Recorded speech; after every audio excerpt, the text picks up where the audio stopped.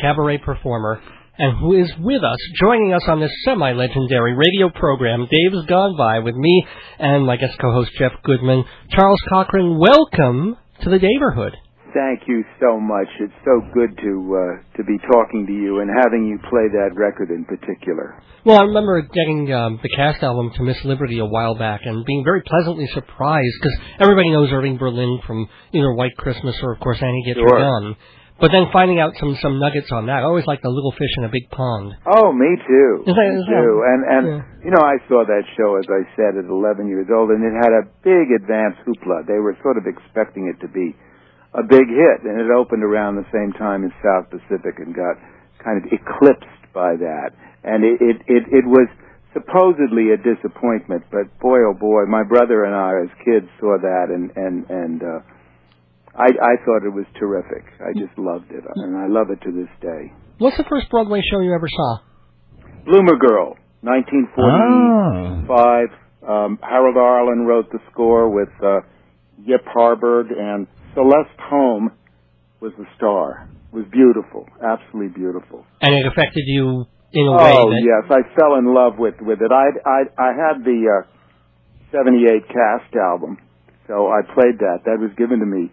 I couldn't have been more than 8 years old, and I had a very sweet father and mother who encouraged, you know, they took me to see things like Annie Get Your Gun with Ethel Merman originally, and the revival of Showboat, which was also absolutely stupendous and beautiful, and Finian's Rainbow. So I saw all those shows, and I loved them. I wish I'd kept all the programs to them. You know, it was fantastic. And what was your favorite of them all?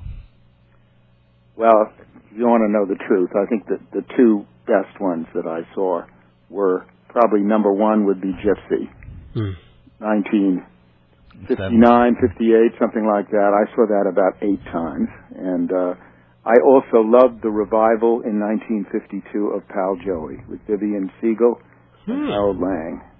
Yeah, that's one that they still have not been able to revive. They keep trying, and they keep trying to get... No, I don't know what the problem is. Naming Joey. And every Joey they try to get has been ducking out or has had other projects, I guess. But when did your cabaret career really start? When did you start playing piano, and when did you realize, hey, this is what I want to do? Oh, I'll tell you, it actually started when I was 15. The professional piano playing and singing was on the radio. I was terrible, but I was 15, you know, and it was unusual for a kid to know these Cole Porter songs. And I was up in Bridgeport, Connecticut, and I auditioned. In those days, the small radio stations, you know, had song spots and stuff. And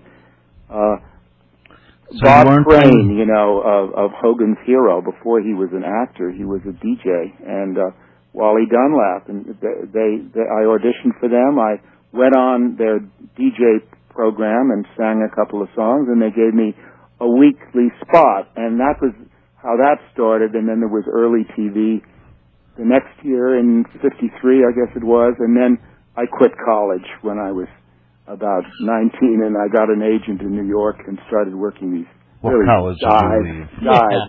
Well, what college did you quit? Oh, the University of Miami, Florida. And you just didn't feel like finishing out would be... No, I thought 2 years was enough, you know. I enjoyed it. It gave me wonderful life experiences. I loved Florida, where I live now, you know. No, but it's like I've just been watching the documentary on Jerry Herman, and he kind of objected to his parents sending him away to college because they knew he wanted to be a performer and he was there when I was there, you know, and he wrote the school show, sketchbook, and he was a real nice guy, sure. But he said that in retrospect, he was thrilled that he did get to go to the college for the 4 years because it taught him stuff about theater, and he got to do every aspect of it. Well, he had a little bit more maturity probably than I did. I just wanted to have fun. I was there with my brother. We were in the same class together because he'd been in the Navy before, so we had a little house for $150 a month with a swimming pool. I mean, it was amazing. We just had fun, and we were in the school plays and stuff like that. And I always was playing. I was more into theater at that time. And then, I don't know, I got back to New York in the summertime on vacation, and I got kind of antsy, and I went to an agent who booked all these places, and I got work almost immediately, and that started the chain reaction. And work meaning? Oh, sorry. Yeah. No, I wanted, because we were talking about West Palm Beach, where you live now. I just wanted to know how Bonnie is. Oh, bless your heart. Gosh, she is great. She's at a doggy camp at the moment, which is really someone's house, who's in charge of Great Pyrenees Rescue. You know, those big white... Oh, is that what you have? No, she does. She's a lab border collie mix, only about 45 pounds, but her best buddies are all these huge beasts of dogs, and so Bonnie stays in this house with the woman and all these dogs, and she just is thrilled when I take off, and just before my plane goes, you know, the woman comes and brings her there, and she's just barking with glee at the thought of going away. Happy to go away, huh? She's wonderful. She's my mascot. When I put these cabaret acts together, she sits on the chair, and she's usually just fine. But if there's one ballad too many, and the act drags, she feels, she goes right to the baskets and gets a squeaky toy, and that's my cue to. I do that too. If I'm in an audience and I'm getting a little bored with a cabaret show, yeah, I bring my basket, I take it out of my knapsack, I get a squeaky toy, and if the performer hears, he knows he's got to do, like, put on your Sunday clothes or something like that, or really pep it up a little bit. Dave, there's also another very interesting thing about Charles. Charles Cochran? What? Yeah, it is. He has a story about Misty, the song Misty. Oh, yes! Don't get me started. Yes, I love getting that. started. This is the place to get started. Oh, stop. No, don't stop. Start. Tell us about... well, I worked a few unsavory joints in the old days. Tell us. Oh, they were kind of cheaters' paradises, little boîtes. That's a very chic word for a place that isn't very chic. That's what I call my house. Welcome to Chez Droite. Oh, you know, I got a lot of particular kinds of requests. Autumn Leaves, as it were, they always said I play Autumn Leaves or play Misty. Well, that was, you know, those were, you know, there were some respectable people that liked those songs, very definitely, but the hookers always seemed to want to hear that. Why? To hear Misty. You tell me. It's the hooker national anthem. And the gangsters all wanted to hear more, you know, than the Dearest Love. That was the kind of mafia national anthem. Don't ask me why, or You're Nobody Till Somebody Loves You. And, you know, those are good tunes. I always complied. And they were always good for $10, right? Always. Nice. Oh, absolutely. And, you know, that there was that kind of thing. And then there were certain tunes that were just real big money songs, you know, that you could get 10. Actually, You're Nobody Till Somebody Loves You, which was a very easy song to learn and play. That was always a $10 request number. And in 1957, which is when I started working these places, $10. Yeah, that was a very nice tip. You know? More than I make here. Oh, don't inflate your salary like that. But how did you go from playing the boîte, the little cul-de-sac where people go to, you know, meet with hookers, to another level of cabaret venue and performance? Well, I just plugged away, and I'll tell you, I stayed sort of in those somewhat second-rate places for a long time, and finally... They had to be fun. Oh, sure. Do you have any stories from that? I was young, and I was in good health, and I had a very good tolerance for smoking too many cigarettes and having too many drinks. And I slept late, and I met an awful lot of interesting people. And I worked, you know, I went from joints like the one I just mentioned, which I daren't mention the name of, although it's long gone, to the Copa Lounge, which was like that, only it was, you know, you had a better group of people come in. Well, did you ever have a run-in with a gangster, or did you ever hook up with a hooker? No, never. Absolutely not, because I kept my nose clean about everything. I didn't... But something funny must have happened.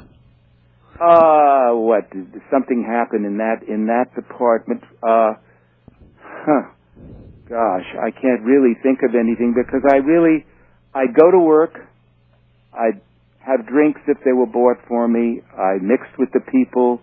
Well, that's actually, let's... And I'd go home, you know, I would not socialize Well, the thing particularly, is, I'd go to some other bar if the bars hadn't closed. I'd go to some other place to socialize. And then in those days, I don't know if it's true anymore, but there were these wonderful after-hours places, and there was a great one called the Mystique, which was down on 49th Street and 2nd. It was in a brownstone. I'm sure that somebody who's listening in remembers the Mystique. And there were jazz musicians, and there were hookers, and there were drag queens, and there were just people, insomniacs, and the most wonderful spectrum of people.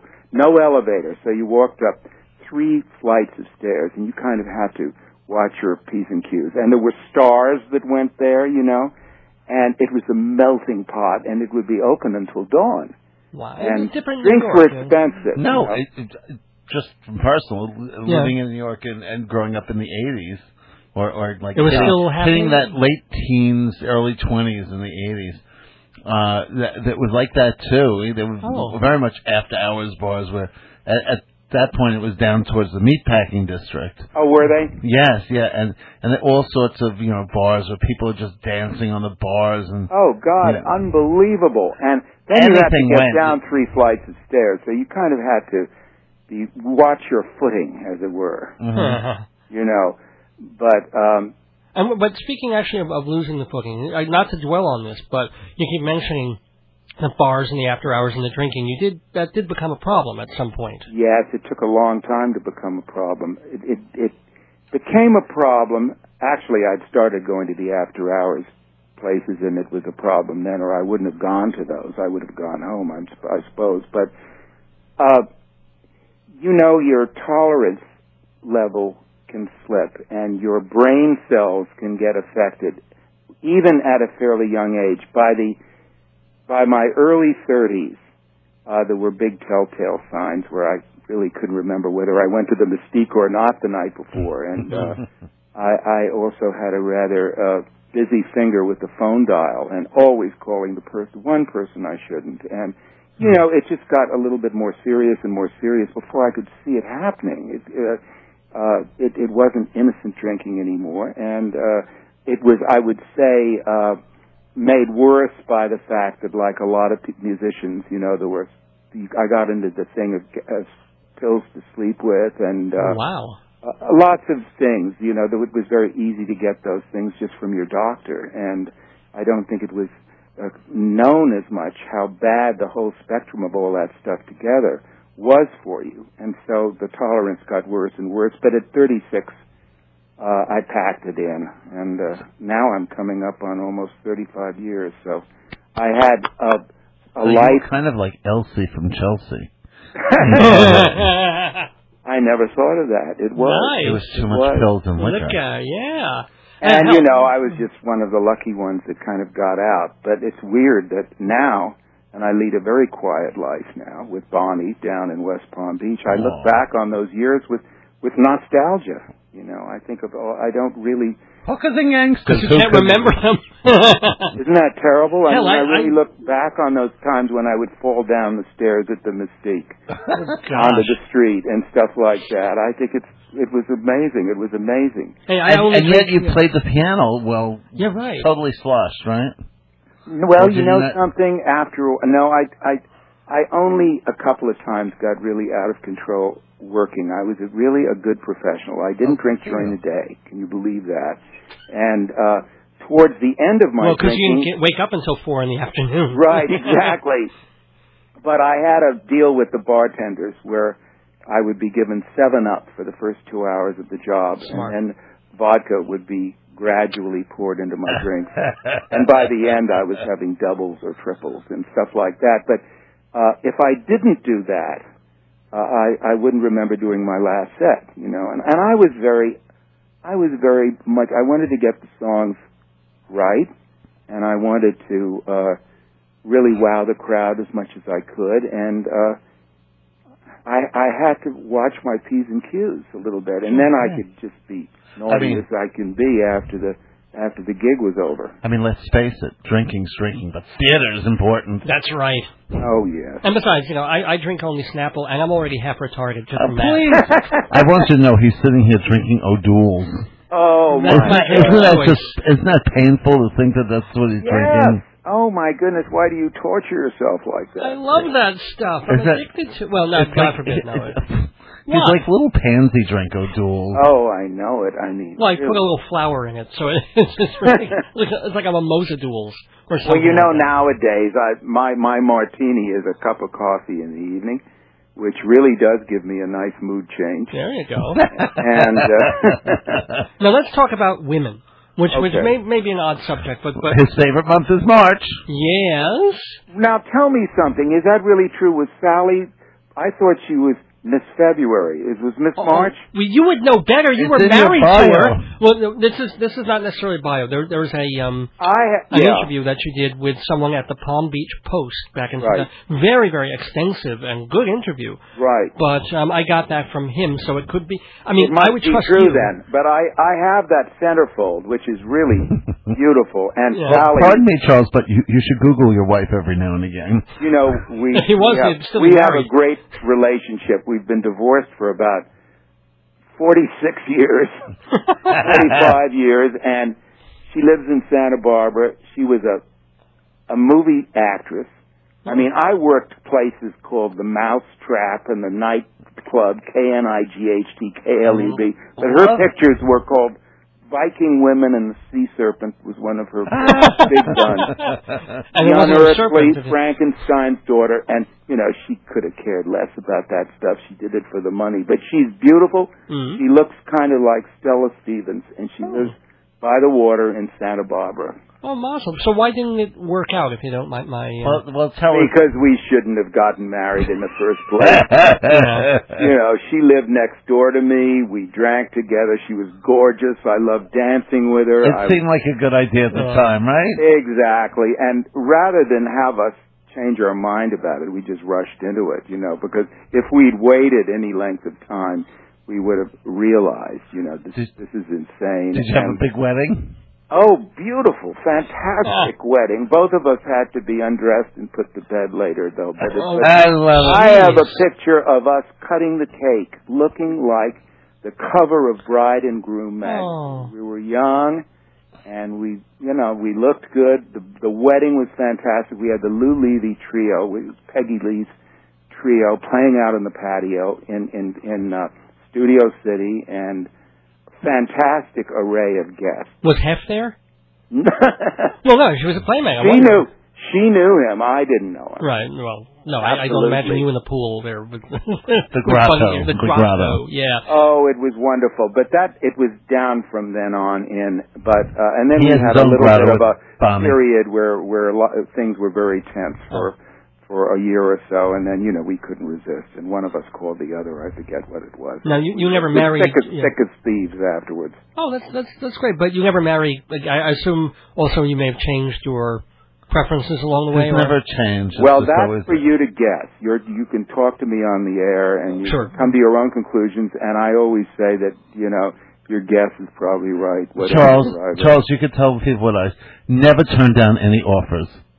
Anyone who offers, you'll consider all offers, right?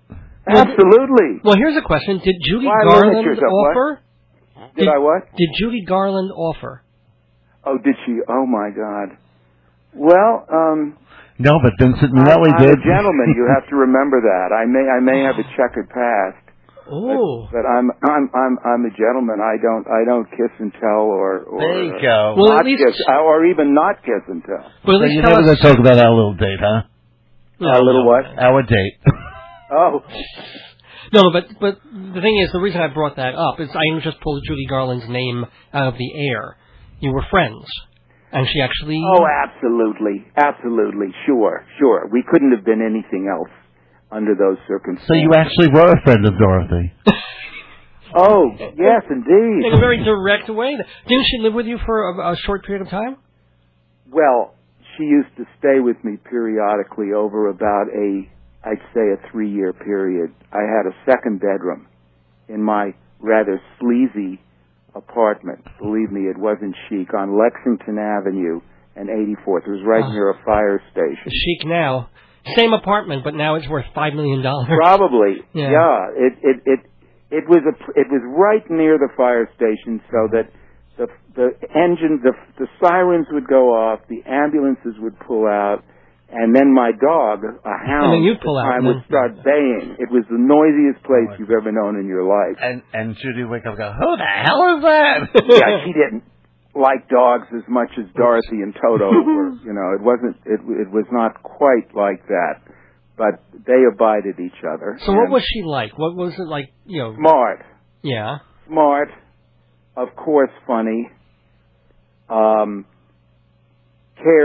very, very much about music to the point that a lot of our time together was spent around the piano and very often her singing. In spite of the long career that she had, she never got tired of singing at the piano or trying out material and playing some records.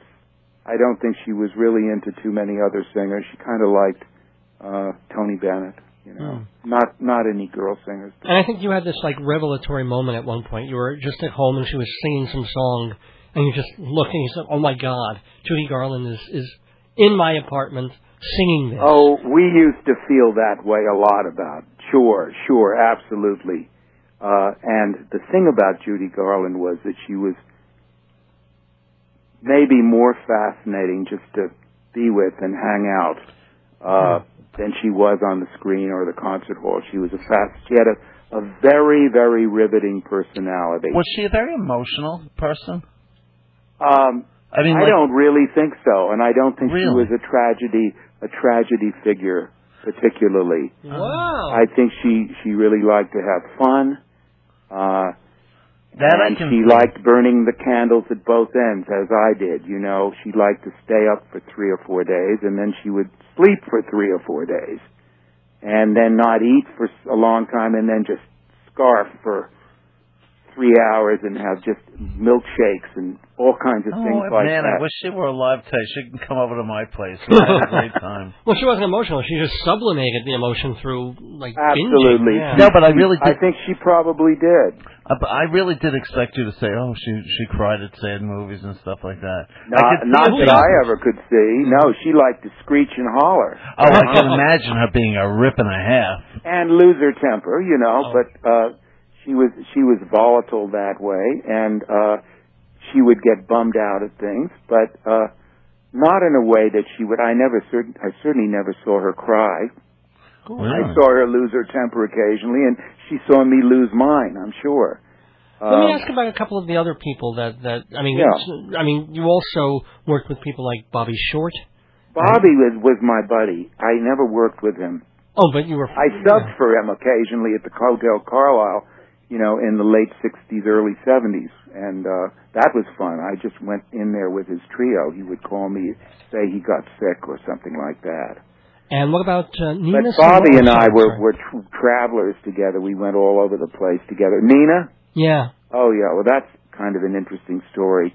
One of the first places that I worked, it was probably the first extended job I had, was a room called the Playroom on West 58th. It was another of those rooms that I mentioned. And Nina's first job in New York was at that place. She was about 4 years older than me, and I arrived at work because I was going to play opposite her. Half hour on, half hour off for 6 hours. And I arrived at the club, and before I walked in opening night, I could hear her voice kind of wafting out onto the street, and I thought, my God, this is an interesting sound. Very, very, I knew it was different from the street, and I walked in, and there was this woman singing. There was nobody in the place to speak of. There might have been 10 customers. And she was weaving a spell. She might not have been the greatest piano player in the world or the greatest singer, but there was some sort of sorcery taking place that was absolutely mesmerizing. And for the next 6 weeks, we played opposite each other. We became very good friends. At that period of time, she had made her first album, on which I Loves You Porgy was one of the tracks, but it had not been released. So nobody knew about her except a few people from Philadelphia, where she had worked quite a bit before. And sometimes there was no one in the place except her and me, but the boss made us do our half hours anyway because he felt that someone would hear the music from the street. Huh. And so... Well, it worked for you. You did, yeah.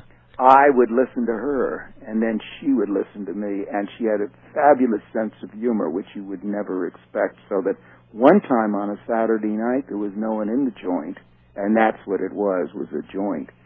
And Nina would just collapse in laughter on the stand. She thought it was the most absurd thing in the world, which it was. Oh, my goodness. She was terrific, and then she became a star very quickly, and I think her troubles and her unhappiness started around that time. I think she was unhappy when I knew her, definitely. She had an awful life. She told me about it. But I don't think she could cope with that kind of success. I think it somehow made her angry on a certain level. And by about 62, I didn't see her anymore. And she told me backstage at one of her concerts, I said, when are we going to have lunch together, love? You know, because she was a good friend. And she said, listen, I love you, but you just have to understand that I just don't want to see anybody anymore at this particular time. Well, I can't hear you. I'm sorry. She said, I just don't want to see anybody at this particular time. You know, wow. I you know, it's nothing personal. And I asked Bobby Short about this.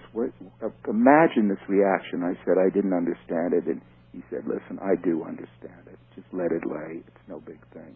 Mm. So that was that. All these sad characters. Yeah, right. Well, who is her of all the performers and well, everybody else that you've run across? Do you have any one other special particular? Yes, one other. Oh, yeah. That's very, very special, and that was Anita ODay. Anita ODay. I tell you, she was a great, great artist. It had nothing to do with a beautiful voice. She really didn't have much voice, but what she did with it, it was like a fantastic modern sketch, sort of like a Chagall drawing or something like that, and she would sing the chords around the chords of a tune. She would get the gist of a song. She would get the gist of a melody. And she swung. She was absolutely beautiful when she worked. She moved like a dream. And she was like that off stage. I got to know her very, very well. She swung off stage. No wonder you got to know her well. No, I don't know what that means. What? But she cooked like a jazz person, and she drove a car like a jazz person. It was all very kind of broad brushstroke. And I appreciate her now more than ever. It was a great privilege to know her. Now, I was also reading that I like to go back into the debauchery of the older days. I feel that you do. I get that picture. I'm just fascinated by it, I'm telling you. But when you were growing up, someone moved in next door. Oh, well, that was the key story. That's when I went from being a normal little boy to a very weird cat. I love this one, though. Wait till you hear who moved in next door. Well, my father had a townhouse on East 63rd Street opposite the Barbizon Hotel, right in the sort of shadow of the 3rd Avenue L. Some of your older listeners will remember that period. And it was during World War II. And this house that was next door to ours, which had been vacant ever since I was a baby, it was this kind of very strange, like a haunted house next door. Suddenly, the windows were being washed and furniture was being moved in. And suddenly, someone had bought this place. And I was 8 years old, probably. And I liked all the things that little boys like model airplanes and pretending to fence with my brother and all these, normal kid things. Well, this very flashy-looking brunette woman moved in, and I used to peer from the second story down into the backyard, and it was the most famous striptease artist in the world, Gypsy Rose Lee. Oh, wow. But in 1944, they didn't tell a child of 8 what a striptease artist was, and my mother wouldn't tell me, and I was, of course, like a child, I was curious. And the young teacher at the school I was going to in New York smirked, which aroused my curiosity even Among more. other things, yeah. And I did find out who she was. It didn't exactly, I couldn't quite grasp what all of this was about. But No, 2 years later you were grasping it, but yeah. Oh, yeah. So anyway, what happened, what it did to my sort of forming consciousness and mind and spectrum of interest is I wanted to know about every show that was around on Broadway. Her sister, Gypsy's sister, was June Havoc, also Baby June to some of the people. Sure. And she was in a new show that was on the cover of Life magazine, had her dressed up as the title character of Sadie Thompson. So here was a hooker with a parasol, and June Havoc was in the backyard a lot too. And so all of this was much more interesting to me than the kind of conservative people around my house. And I thought, this is a bit of all right. And suddenly I became absolutely one track. I wanted to know every song on the hit parade, every movie that was playing in New York, et cetera, et cetera, et cetera. Boy, you lived next door to whatever happened to Baby Jane, huh? Well, Don't you love it? Listen, I love, now that I'm my age and I'm a certain kind of person now, I look back on that and I'm very glad it happened. Oh my God, it's what a fascinating life. But it's not over yet. Let's not, say that it's because there's far from over. But I think people who live, you had this great sleaziness follow you, which is not necessarily bad. No, it's sleazy. It ain't easy being sleazy, right? No, I'm not too sleazy now, though. I really am not. I lead a pretty. Well, we get older, we settle down, but I think being sleazy when you're younger is just great.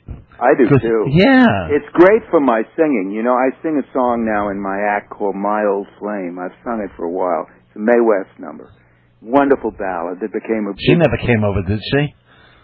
No, God forbid. Yeah, I came up and saw her sometime, but she was before my time. I know, but wouldn't you have loved to have met her? Oh, God, yes. Did you ever meet her? No. Well, no.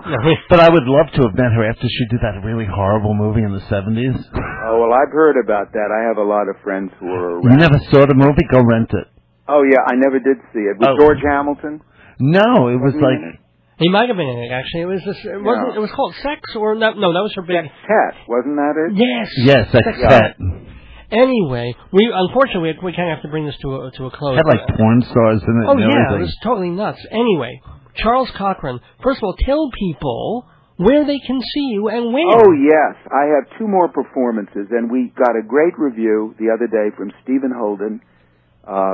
We got a great review, me and my trio. We got a great review from Stephen Holden in the New York Times, and So where are you playing? We're really doing well. We are at the Metropolitan Room on West 22nd Street in Chelsea. It's between 5th and 6th. It's 34 West 22nd Street, the Metropolitan Room, 7:30. The show is called A Song That Keeps Saying Remember, which is a quote from an Irving Berlin tune. And when? What are the dates? Wednesday, the 28th, this coming Wednesday, and December 5th. One show, and it's reminiscences like the ones I'm giving, and it's 12 wonderful, wonderful songs. Oh, by the way, Charles, I have to, because you're playing December 5th, I have to tell you that a very special day for me, December 5th. Why? It's the King of Thailand's birthday. So you have to do a special number in You're Thai. kidding, really? He's turning 80. I'm going to Thailand just to something celebrate from the King and I. I'm celebrating his birthday over in Thailand because he's such a great ruler. So you have to do something special on the 5th. Even that, or the Cheshire Cat song. Well, the March of the Siamese... No, that wouldn't... But it's my birthday on December 6th. So happy almost. Wow. How old will you be, or you won't say? He'll be older than you. I don't mind telling you. How old do you think I am from talking to me and hearing what 400? in cricket years. Let's see. I'd say 73. 71. Oh, okay. I'm close. So you'll be 71 wonderful years old. 3 miles every day, so that's not too bad. Good for you, man. But you didn't somebody that was at death's door when I was about 26. Well, you were falling out of bars. What do you and out of a window once. Bouncing in Malibu. Yeah, but you know, I was in a condition where I was very flexible. Mm-hmm. Well, but God loves, was it drunks and idiots or what? Yeah, I don't know. What's that? God loves it. Anyway. I know what you're saying. It's something like that. It isn't that. I know. I think God loves artists. That's what God loves creative people who share and try and make people happy. But you know what God really loves? Thing for you to say. Commercials. I love it. Okay. Well, yeah, we have to do some commercials. We have to move on with the program. But gosh, Charles Cochran, go see him this Wednesday, the 28th. It was fantastic talking to you. At the Metropolitan Room. A delight. There's so much more to tell. Of course, we'll welcome you back anytime you want to be here in the neighborhood. Well, thank you very, very much for getting in touch with me. Thanks for talking to us.